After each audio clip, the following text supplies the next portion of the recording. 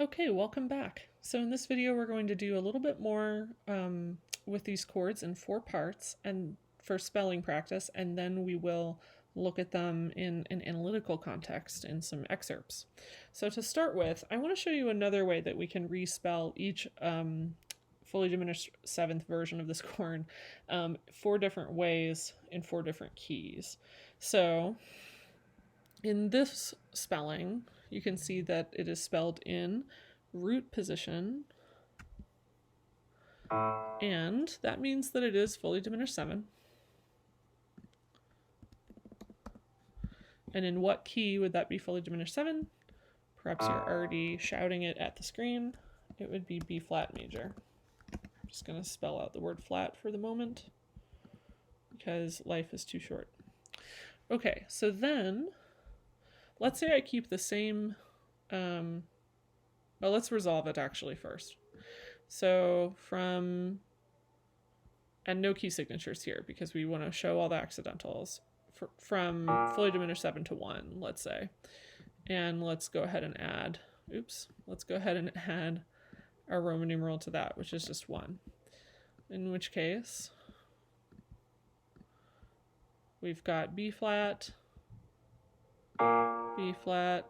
D natural, and F natural. And that chord resolves like this. I'll play it for you.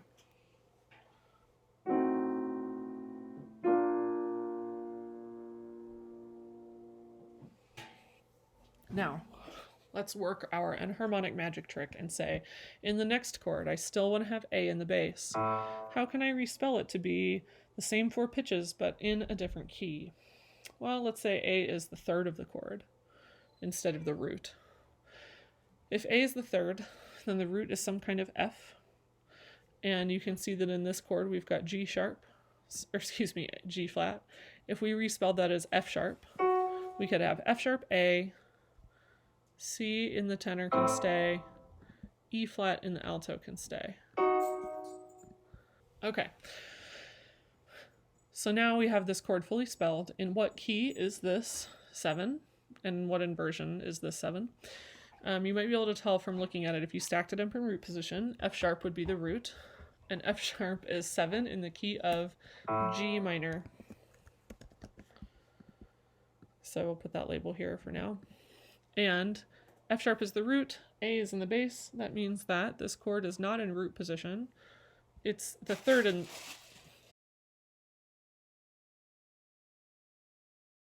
the 3rd is in the bass.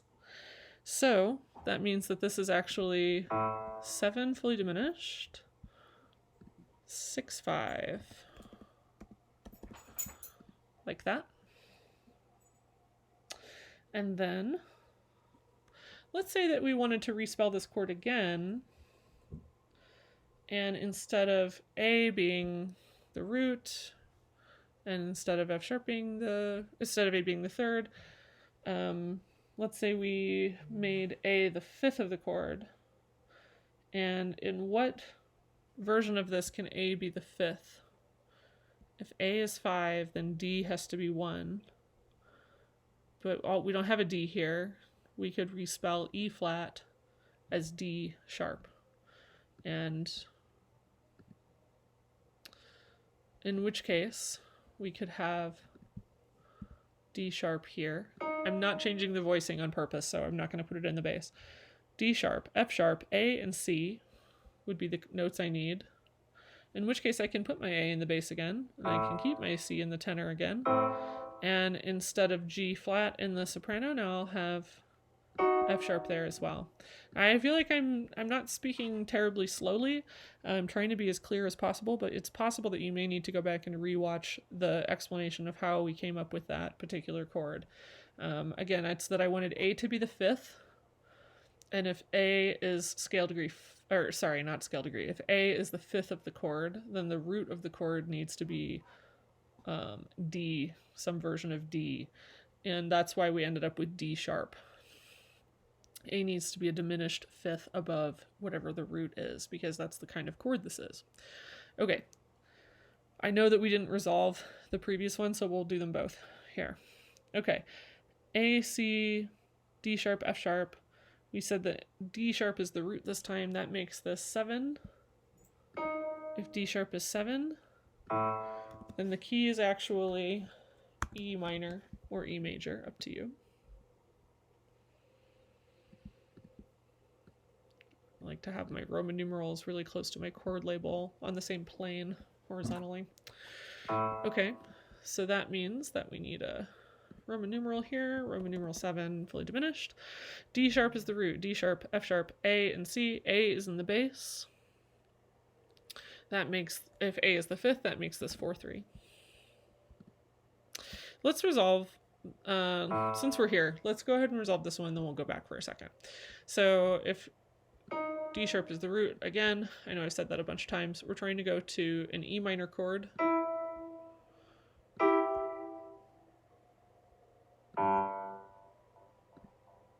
We may not end up with a root position 1 chord each time. We can resolve them to 1 each time, but 7 diminished 4-3 normally can go to 1-6, not just to 5, or not just to 1 in root position, right? So 7 in root position can go to 1.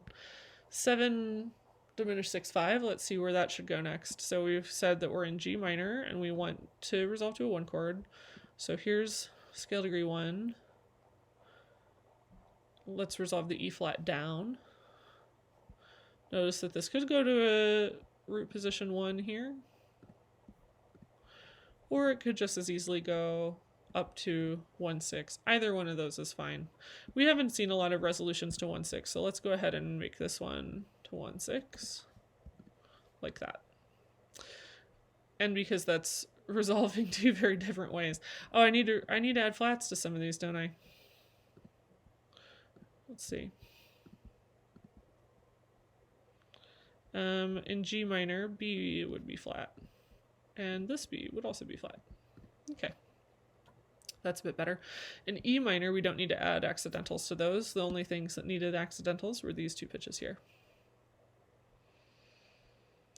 One more. We've seen A as the root, and we've seen F sharp as the root, and we've seen D sharp as the root. We have not seen C as the root. So let's see what we're going to do here. C has been in the tenor this whole time, so we're not going to move that. And we're not going to respell it as B sharp. I suppose you could. Well, let's put C in the tenor where it has been. A fully diminished chord based on C. C, we need E flat, G flat, and B double flat. C, E flat has been in the alto. Let's put it back in the alto. G flat is the same as F sharp. That has been in the soprano. Let's put it there in the soprano. And B double flat, we have to work around to get it. I know this flat is tiny compared to the other one, but hopefully that conveys that this is B double flat, like that. Yeah. I'm just making MuseScore do my bidding. It doesn't really like it though, as you can see. Okay, in which case, if we said C is the root of the chord, in that case, what key is this in? If C is 7, then 1 is D flat. Let's assume it's D flat major, not D flat minor. That would be cruel.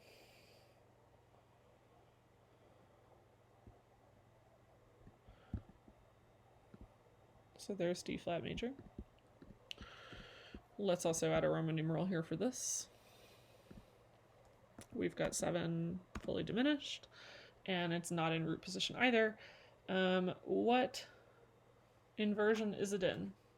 Well, if C is the root, C, E flat, G flat, and B flat is the 7th. That makes it 4-2. And notice that as we have changed which one is the root, we have seen each of the 4 inversions of that chord. So let's resolve this chord now in the key of D flat major. And notice that it looks like, notice that it looks like it wants to resolve down. It's got the 7th in the bass that needs to resolve down in some fashion. So what we're going to do is this. We'll have 2 scale degree 5s there in the bass so that we can do our cadential 6/4 thing and make that work.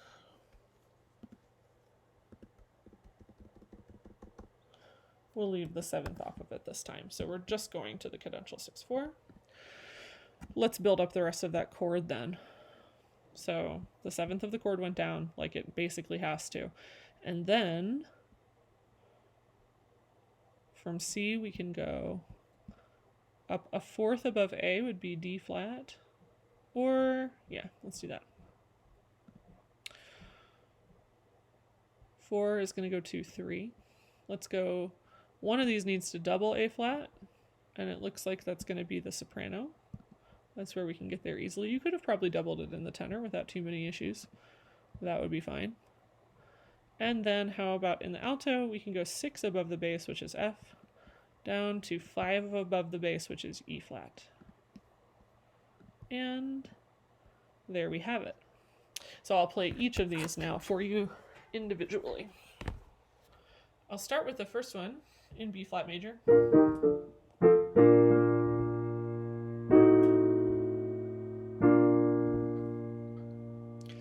In G minor now.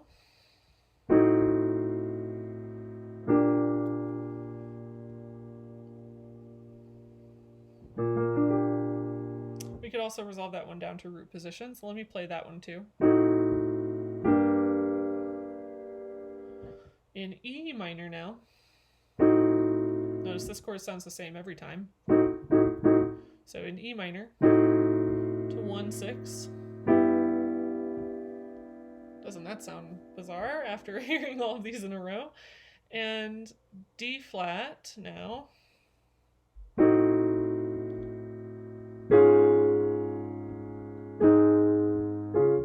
So those chords just really have this very special quality about them. And I love showing you this kind of resolution so you can see how this is not just a fixed entity and it can change and morph and do these different. Okay, a final part writing example of these chords, and I've got a setup here in E minor, and I've shown you about half of what I want it to look like. So I've added this label to show you this is where we're starting, and this is the chord it's going to become. So let's do the first bar, and then we'll figure out what key we're going to. So we've got E minor to start with. Now we need a fully diminished 7th chord in the key we're in, so nothing weird. Nothing unusual is happening yet. D sharp, F sharp, A, and C. D sharp, F sharp, A, and C, behaving itself pretty much. We're just going to go right back where we were. So it's a way of establishing the key. A way of setting up the fact that E is the tonic, reinforcing it with its leading tone, etc. Then we're going back to 1. Now here, I actually am going to do the same 8th note thing so that you can see that again. We've got, A as the bass note in the 7 fully diminished 4/3 chord. If A is the root, then if A is the bass, then that's the 5th of a 4/3 chord. The root must be a 5th below that, which would be D. And another way of thinking about that is that the root of this chord is going to be 7 in this key, that is D sharp. So D sharp, F sharp, A, and C. D sharp, F sharp, work pretty well there because I can move to them by step, and here I can move to C by step. Now I'm only going to change the spelling of a couple notes here. I'm not going to revoice everything. I still have A in the bass. So how can I respell this to be a root position 7 in some other key? Keep in mind that F is sharp. If that means that if we're going to a root position 7, that means that A is the root, A natural. If we were to respell this chord as though it is root position 7, then we would have A, C, E flat, and G. E flat, and not just G, but G flat. F sharp gets respelled as well as G flat. So those are the same exact pitches, just respelled to make them fit into a different key in their spelling. And so then now if A is 7, like I said, you could tell from the key label, or from the Roman numeral I gave you, that means that the key is B flat. Just put that right there. That means that's the key we're going to. Now let's go back to notating what happens next. So I didn't give you the next part because I wanted you to have to figure out what the key was. I will add that now.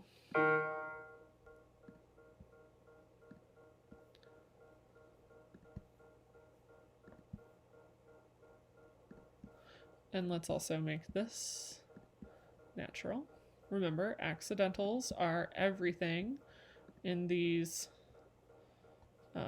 kinds of modulations, because we're moving from E to B flat. Keys that are a tritone apart are not going to share very many pitches at all. So we're going to need a bunch of accidentals throughout.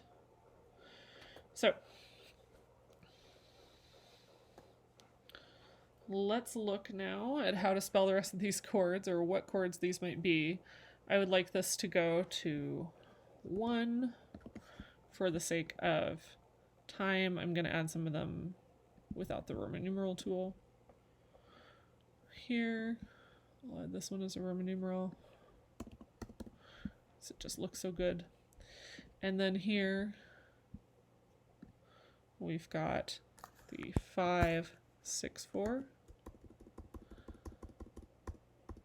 to 5, 3. And actually,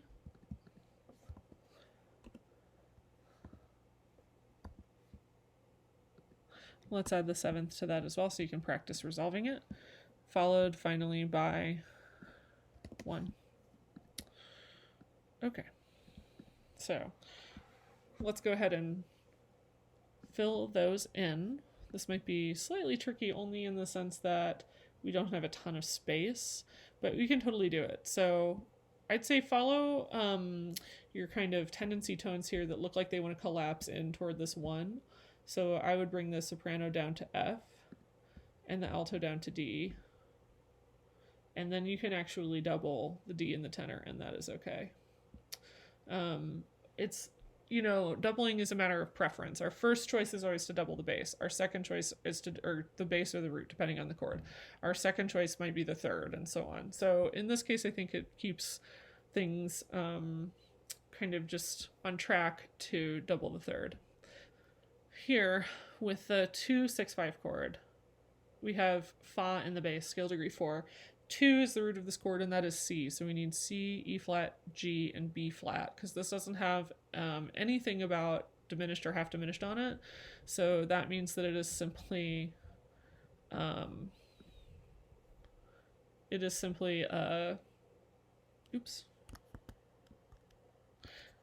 means that it is simply a 2 minor chord.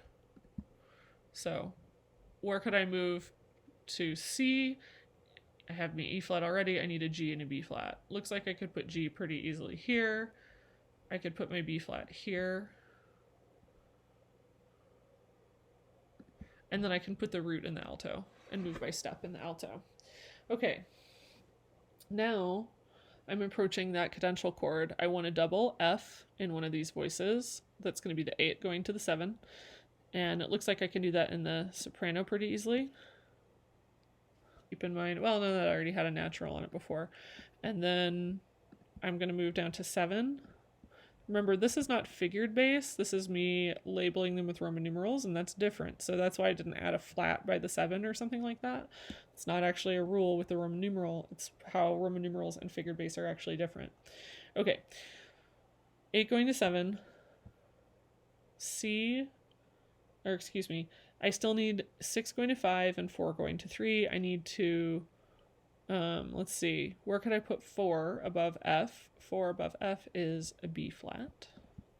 I can put it here in the tenor. That B flat on the The flat here is a little redundant, but that's okay. Again, accidentals are your friend in this topic. So B flat, 4 going down to 3. That means I need 6 going down to 5 still. 6 above F is D as in delta.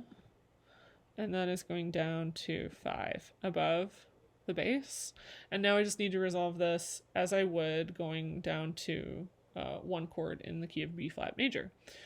So I cannot frustrate my leading tone because my bass is going down. That would be direct fifth, so we don't want that. So I'll put it here. That means we probably won't have a complete 1 chord, and that is okay. You are allowed to have an incomplete 1 chord if you have a complete 5/7 right before it, which is what we have here. So here's a bunch of B flats, triple the root. If that chord's going to be incomplete, that's fine. And then we resolved fa down to mi in the soprano. So once again, let's hear how this sounds. It will probably sound jarring because it's only 3 bars long and we're modulating a tritone. So here's how we start.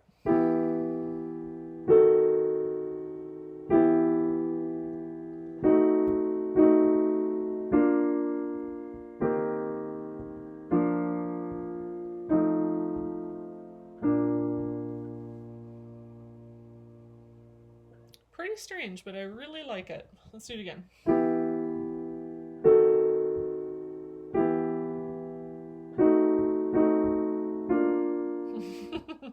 You can imagine that resolving back to E minor. But instead,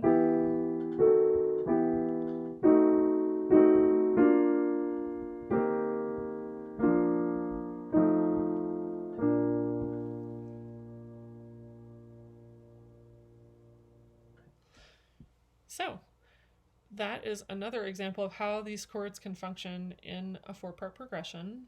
It's a short one, so it feels a little jarring, like I keep saying. It just feels like disruptive. I don't know. But in a moment, I will show you some of these chords in an analytical context.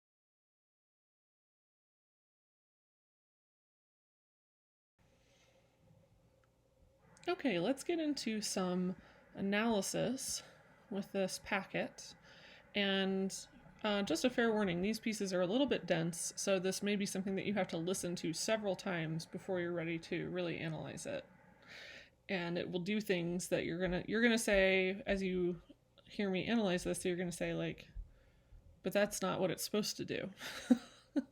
And I'm gonna say back to you in your head, you're right, but that's what's happening here. And part of the reason that we're in this this repertoire is because we're in week 10, and I like to tell students that when we're transitioning from late romantic music, Beethoven isn't like super late, but this is a later opus number.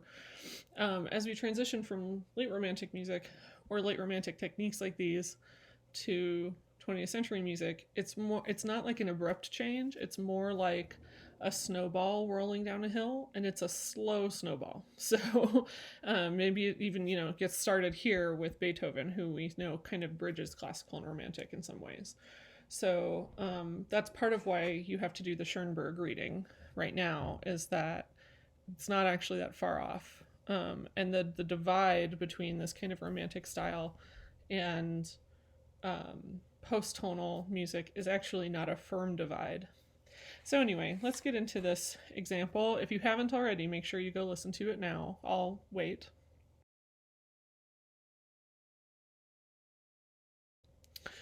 And then when you're back, let's take a look. It is not in this is the third movement, as you can see by this point. It is certainly not in B flat major anymore. It has moved to F sharp major. And that is not necessarily easy to distinguish here at the beginning of measure 142, but I think it becomes clear as the excerpt moves on. Now, part of the reason I think it's hard to distinguish at first is because we actually have a fully diminished 7th chord of 2 right away.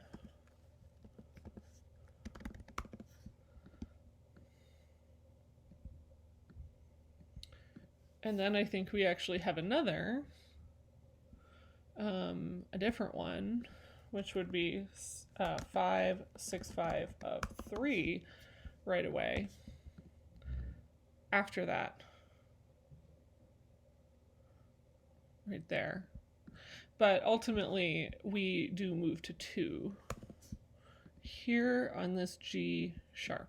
And notice, of course, that there was a clef change right there. So don't overlook that clef change. And then, let me just shrink that circle a little bit so it's not quite so overlapping. Okay. Then I believe what happens here, especially because of the left hand, sounds like the beginning of a cadential 6/4. So a 5, 6/4 that doesn't actually ever resolve properly. Oops. Which also might be, very confusing. So ultimately I'm wanting it to look kind of like that. And I'm going to note here in parenthesis that this is unresolved. This cadential 6/4 does not resolve like you would expect. Instead, we get, here we have an C sharp diminished chord, fully diminished 7. If you look at what's being kind of what's being arpeggiated here in the left hand and matching up with the right hand, I believe we have a fully diminished 7 of, I shouldn't have said C sharp diminished actually, because I believe E is the root of this chord, and I think that this is fully diminished 7 of 4, and that it immediately then goes to 4. Try to get these on the same plane. There we go. 4 is relatively normal here. It is just a B minor triad, followed again by what I think is supposed to sound like the beginning of a cadential 6/4. But what ultimately does not resolve as a cadential 6/4 because of what happens here.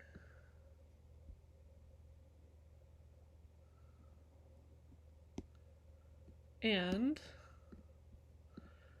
because of how this is then respelled immediately following. So there we've got, if I look at what's in the right hand, for example, because these are the same, the left and right hand are the same chord, D, E sharp, G sharp is in the key signature, and B natural. So D, E sharp, G sharp, and B. I can spell that. How could I stack that up in thirds, for example? Actually, if E sharp is the root of this chord, if you stack it up in thirds and move the B to the top, then that can actually be 7 of the key that we're in. So let's put a label on that right here, that this is 7 fully diminished. But it's not in root position. It's got D natural in the bass, and I was just saying that E is the root, and if D is in the bass, that makes it 4/2 because D is the 7th of the chord. I actually skipped over one, so let's go back and look here. We've got B sharp, A natural, F sharp, A natural, and D sharp. Again, you have to think about like how would you stack it up in thirds. I'm drawn to the accidentals also as a way to figure out what chord that is. B sharp, D, F, and A. You could, without thinking about the accidentals, you could stack that up in thirds with B as the root. In which case, if B sharp is the root of this fully diminished 7th chord, then first of all, it's in first inversion, and B sharp is 7 in the key of C sharp, which is 5 of this key. So here we go with 7 diminished 6/5 of 5, which does not resolve to 5, but instead resolves to almost like a substitute of 5 with the 7 diminished 4/2. Now here's the thing also, is that this 7 diminished 4/2 is our pivot chord, as you can see from how it's being respelled here. Instead of D, E sharp, G sharp, B natural, we get D, F natural, which is the same as E sharp, A flat, which is the same as G sharp, and C flat, which is the same as B. So let me play just that chord in the right and left hand to show you how these two sound alike. So I'll start by building the one on the left. D sharp, E sharp, G sharp, B.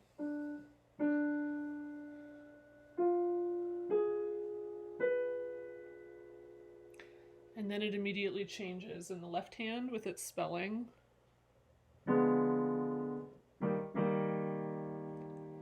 To become 7 in a different key. And they reinforce this new key really strongly, so it's relatively, I think, visible where it's going, right? It resolves here to E flat major. And it is spelled like 7 diminished 7 in the new key, which is E flat.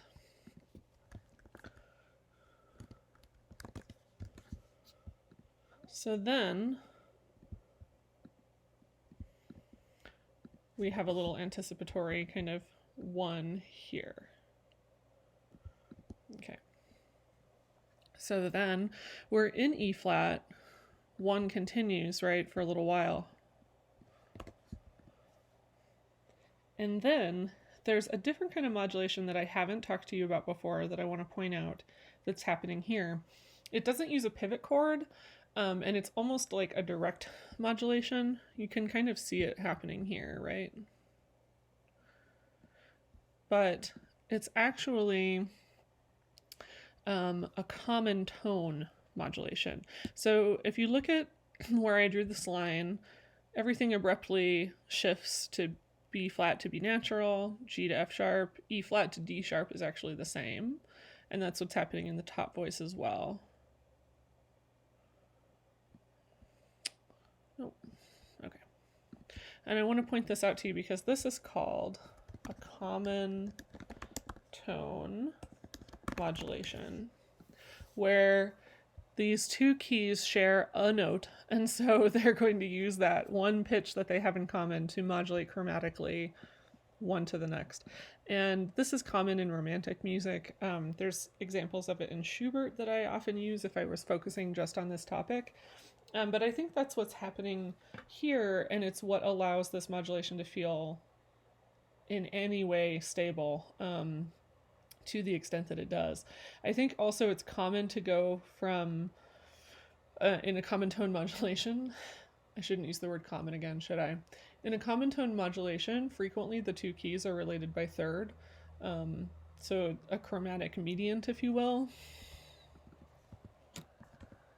Often to chromatic mediant, a third away. And by a chromatic mediant, I mean it's a third away, but it's not the relative key that's also a third away. But a chromatic mediant would be like going from F sharp in this case to E flat is a minor third away. Those two keys are not relative keys at all. They're not related. So that's what I mean by chromatic mediant. So let me play just this chord, and I'll draw attention to the common tone, and then play that chord.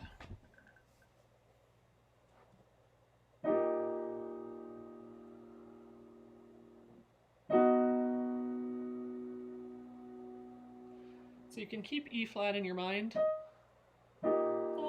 Just sing it on a neutral syllable.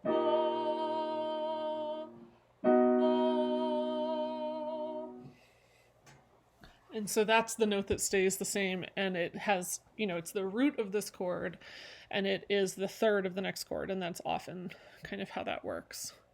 So let me label that with you as well. That the root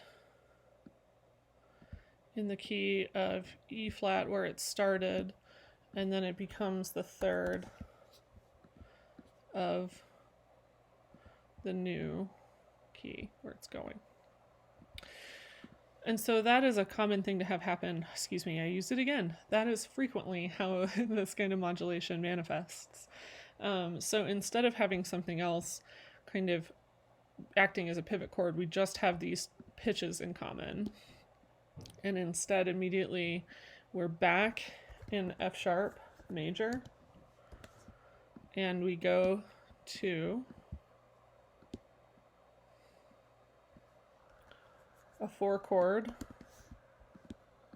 that B major chord, and then a 5 chord, things all of a sudden are like extremely diatonic and regular, very analyzable all of a sudden after this like very strange modulation that happened here, and all of these unresolved chords and chords that don't resolve to the thing they're supposed to go to. All of a sudden we just go 4-5-1 at the very end. And again, after that, more specifically to a cadential 6-4. And actually, let me write that with a new text thingy. Just say 8-6-4, because I want to show you how that's actually happening here. Because we actually go 3, right? 5, 7. Like, oops. Don't look behind the curtain. Okay, so it actually would be something like that, right? A relatively straightforward cadence here at the end of this phrase, back to 1. Now that you have all of that in front of you, I highly recommend that you listen again at least once to the whole excerpt in the recording that I gave you, because it's just so strange, and we have just really left the kind of classical tonal stability that had been happening in like a lot of the excerpts that we had been working with the last few weeks.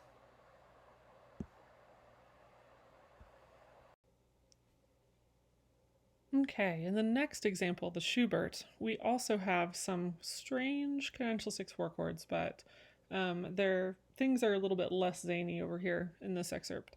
So to start with, for example, we are actually in the key of B flat, like it says, even though we're 35 measures into the first movement.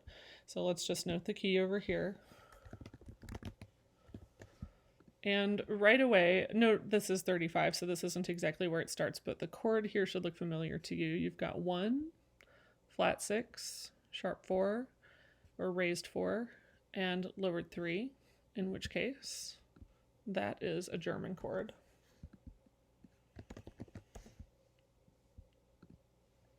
And then here, that German chord resolves actually like they're kind of supposed to oops, the beginning of a cadential 6-5 chord, or 6-4 chord. 6, 4,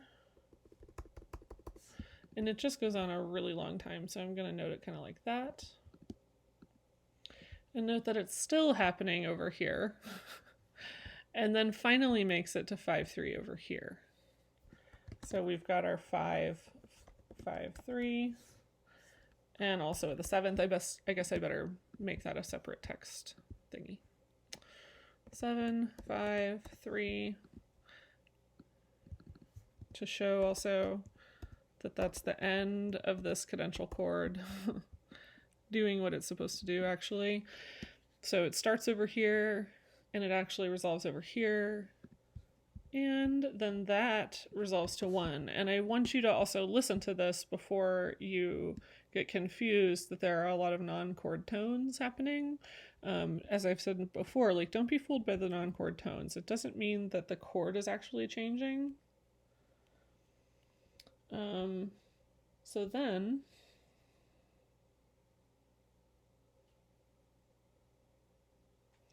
note that we get on this beat D, F, and A flat, and that we still have B flat sounding here in this kind of tenor alto register.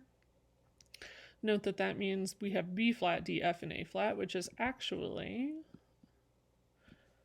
5 of 4, but in this case 5-4-2 of 4. And we don't go straight to 4. We instead immediately go here.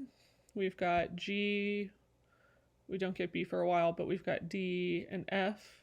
And to me, that sounds like it's supposed to be, especially here when this B comes in, like it's supposed to be 5-7 of 2. So this is tonicizing a predominant, this is tonicizing a predominant. They kind of go together, even though they don't, the first one doesn't resolve. So note that after that system here, what's happening in the lowest voice is not actually part of the chord, remember we've seen this a couple of times, that this is called a pedal. And it's just, gets its name from the organ pedals. It's as though we're just holding down this G, even though other stuff is happening in the higher voices. If you take the G, if you account for the G as a pedal and then look at things without it, we don't want it to mess up the inversion, but instead it looks like we do actually have a C minor chord in that spot, which would be a 2 chord. And then here, things change. We've got some accidentals. This does not look like it's stacked up in root position to me, so then you'd have to sort of insert it here and see how can I stack this up in thirds and find the root. I believe the root is actually A, and then we would have A, C, E flat, and G flat, which is an example of mode mixture like we've been talking about recently. And it's a 7 diminished 4-2 of the key that we're in, so it's not actually tonicizing anything, it's just happening here. I'll just circle that and draw a line to it to make a note over here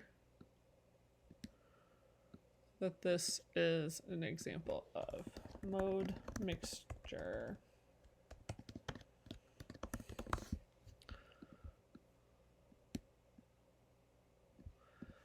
Because we don't have fully diminished chords in a major key, but sometimes composers do that anyway, borrowing from the parallel minor. So then we've got 5-7, looks like an F major minor 7th chord, dominant 7th chord, pretty normal. And then rather than calling this a 1-6-4 or a cadential 6-4, which I don't think it's being, I would call this another pedal here, because notice how that F is going to stay in the bass where it is, while other things change in the upper voices, in which case the downbeat of this bar I would call 1. So even though there's a lot going on, ultimately it is a 5-1 progression, which is not really that weird. Sometimes the pedal can be part of the chord, and sometimes the pedal is acting as the bass. So here it starts off as a pedal. We're saying that it's the pedal that's being suspended kind of over a 1 chord, and here it's actually the root of the 5 chord, and it's okay for it to kind of change back and forth to do those things. 5-7, then, just to be extra clear, let's put that over here.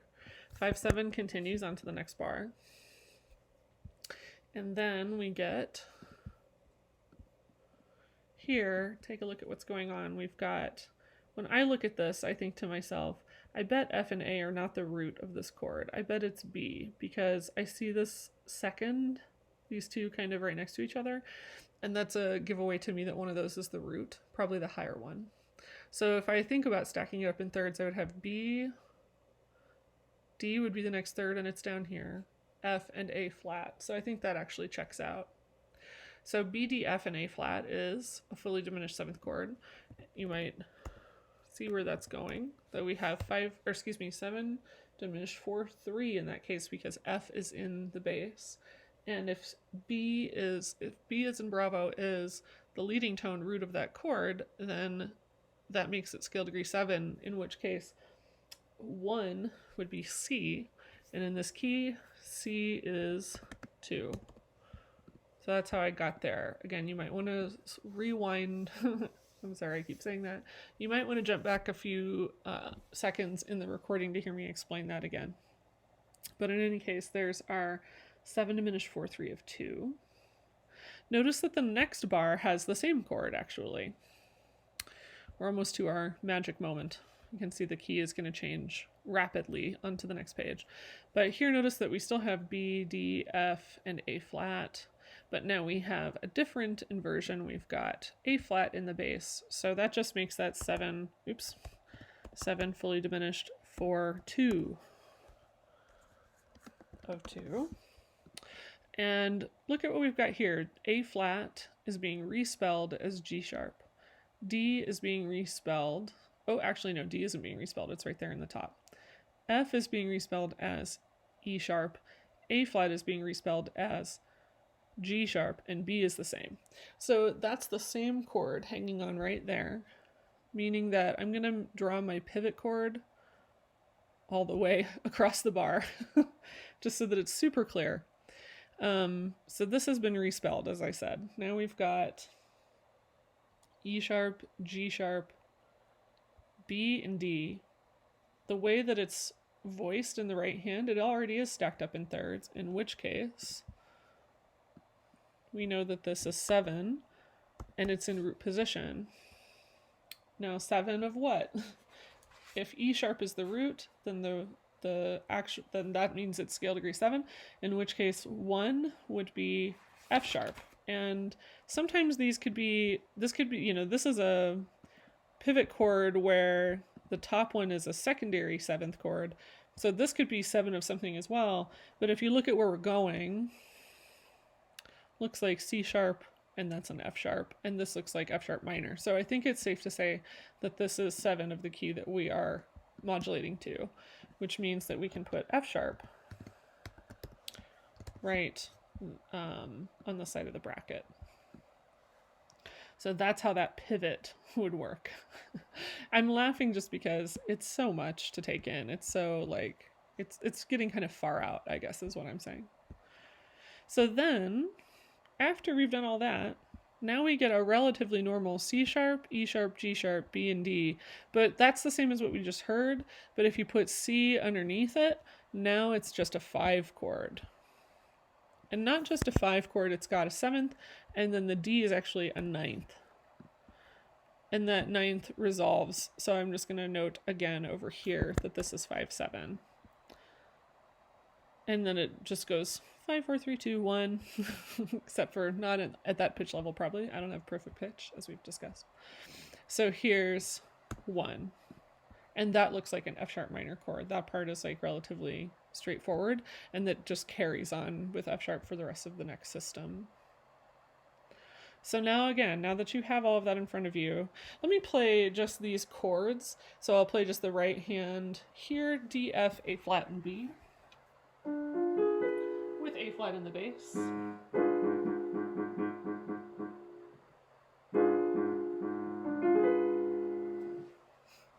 And then of course it's respelled and sounds exactly the same.